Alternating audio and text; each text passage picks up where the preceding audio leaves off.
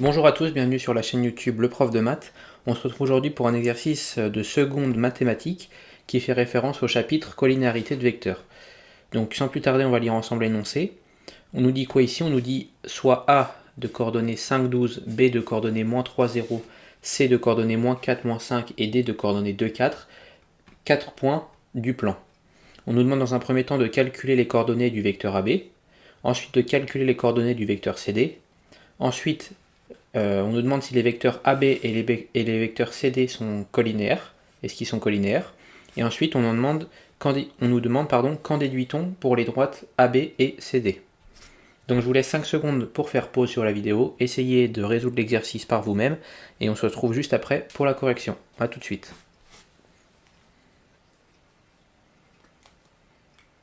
Donc correction de l'exercice, donc ça c'est un exercice assez basique du chapitre collinéarité de vecteurs, donc bien évidemment il faut absolument maîtriser ce genre d'exercice. Dans un premier temps, on nous demande sur les deux premières questions de calculer les coordonnées de deux vecteurs, donc le vecteur AB et le vecteur CD. Je rappelle, pour calculer les coordonnées d'un vecteur, par exemple un vecteur AB, eh bien on fait tout simplement l'opération xb moins xa en abscisse et yb moins ya en ordonnée. C'est la formule. Donc ici, c'est ce qu'on va appliquer. On a les coordonnées A, B, C et D. On va appliquer cette formule pour calculer AB, et puis ensuite, on fera pareil pour calculer CD. Donc AB, ça va être égal à XB, donc moins 3, moins XA, moins 5, et YB, donc 0, moins YA, donc moins 12. Et donc quand on développe, ça fait moins 3, moins 5, ça fait moins 8, et 0, moins 12, ça fait moins 12. Donc ça c'est pour les coordonnées AB. Ensuite les coordonnées CD. Donc CD, eh bien c'est égal à XD, donc XD c'est 2, moins XC moins 4, donc moins moins 4, et YD 4 moins YC, donc moins moins 5. N'oubliez pas ici, il y a deux moins, donc il faut bien les noter parce que ça se transforme en plus, n'en oubliez pas un. Et donc ça c'est égal à 2 moins moins 4, donc 2 plus 4 ça fait 6, et 4 moins moins 5, donc 4 plus 5 ça fait 9. On a donc les coordonnées du vecteur CD aussi, qui sont les coordonnées 6, 9. Donc ayant ces deux coordonnées-là, on passe à la troisième question. Comme je vous le dis souvent, les questions en mathématiques sont souvent liées. Donc il est très probable que la 3, on va devoir s'aider de la 1 ou de la 2. Donc la question 3, on nous demande si les vecteurs AB et CD sont collinéaires. Est-ce qu'ils sont collinéaires? Donc pour savoir si deux vecteurs sont collinéaires, je rappelle, il faut calculer leur déterminant. Alors là, mon crayon noir, je vais le changer. Hop. Donc, je rappelle, pour savoir si deux vecteurs sont collinéaires, il faut calculer le déterminant de ces deux vecteurs. Donc en l'occurrence, pour savoir si AB et CD sont collinéaires, il faut calculer det de AB, virgule CD, le déterminant de ces deux vecteurs-là. Pour calculer un déterminant, je rappelle la formule. Donc on a AB, bien évidemment, de coordonnées AB, de coordonnées X, AB et Y, AB, qu'on a calculé juste en haut ici. Et on a un vecteur CD de coordonnées X, CD et Y, CD. Et donc le calcul de déterminant, c'est tout simplement la multiplication donc det ici de ABCD, c'est égal à X AB fois Y CD moins Y AB fois X CD. Donc en fait, on fait un croisement ici, on fait ça fois ça, moins ça fois ça.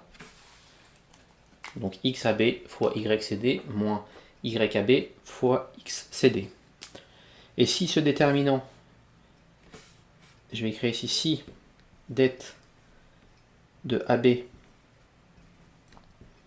virgule CD CD égale à 0, alors on peut en conclure que AB et CD, les vecteurs AB et les vecteurs CD, sont collinéaires. Donc ça c'est le cours qui vous le dit. Et il faut bien évidemment le savoir. Donc on va calculer dette de AB CD ici. Donc dette de AB, dette c'est le déterminant, je répète. Dette de AB CD. Donc ça va être égal à, on a dit XAB fois YCD. Donc XAB c'est moins 8 fois YCD c'est 9 moins YAB. Donc YAB c'est moins 12, donc moins 12, n'oubliez pas là encore un double moins, fois XCD qui est ici, qui est 6, donc fois 6. Et donc tout ça, ça fait égal à quoi? Moins 8 fois 9, ça fait moins 72, moins 12 fois 6, donc ça fait plus 12 fois 6, et 12 fois 6, ça fait aussi 72. Et donc moins 72 plus 72, ça fait 0. Tiens, on tombe sur le bon... je dirais la propriété qui prouve que deux vecteurs sont collinaires. On a calculé leur déterminant, il est égal à 0. On peut donc en conclure, c'est ce que j'ai écrit ici, que les deux vecteurs, en l'occurrence AB et CD, sont collinaires. Donc oui, AB et CD sont collinaires. Collinaires.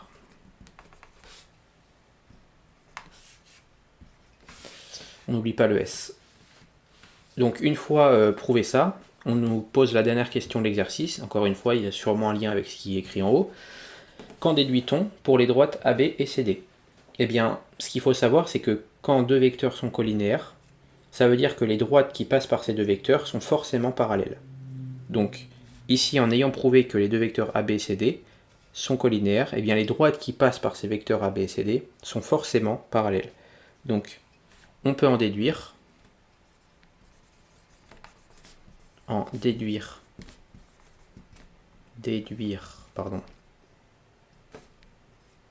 petit 3, je vais écrire que, donc petit 3 c'est la question 3, hein, que les droites, donc AB, n'oubliez pas ici c'est des parenthèses quand on parle de droite, AB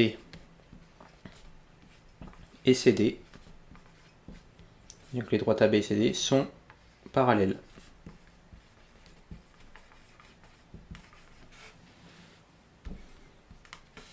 Et juste pour bien vous représenter la chose, hein, je rappelle ce que c'est deux vecteurs collinaires. Donc ici on a x, y. Deux vecteurs collinaires, c'est deux vecteurs, ici par exemple on a AB. Donc on part de A, on va vers B. Et ici on va avoir CD par exemple. On part de C, on va vers D. Deux vecteurs collinaires, c'est deux vecteurs qui sont de même direction. Donc en l'occurrence ici, AB et CD ont la même direction. Ils peuvent avoir des normes différentes, donc des longueurs différentes et des sens différents. On aurait pu avoir CD qui va vers le bas par exemple. On aurait pu avoir un CD comme ça. CD de ce type-là. Toujours est-il que CD ici dans ce schéma, on imagine qu'ils ont la même direction. CD est aussi collinaire à AB. Donc la collinarité, c'est tout simplement le fait que deux vecteurs ont la même direction. Comme vous le comprenez, si deux vecteurs ont la même direction, une droite qui passe par ces deux vecteurs, donc ici la droite AB et ici la droite CD, elles sont forcément parallèles parce que les deux vecteurs qui dirigent finalement les droites ont la même direction. Donc en fait c'est ça qui est expliqué ici. Donc c'est bien aussi d'avoir la petite représentation graphique pour comprendre d'où ça vient. Donc voilà pour cet exercice, un exercice un fondamental des collinarités de vecteurs que vous devez maîtriser bien évidemment comme à chaque fois que je vous propose un exercice.